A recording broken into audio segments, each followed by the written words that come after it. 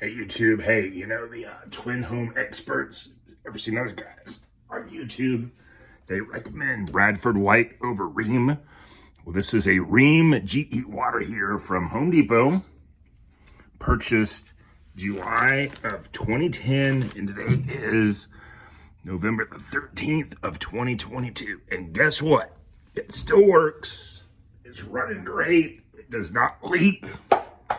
And it's been a great water heater. Purchased from Home Depot. Rheem.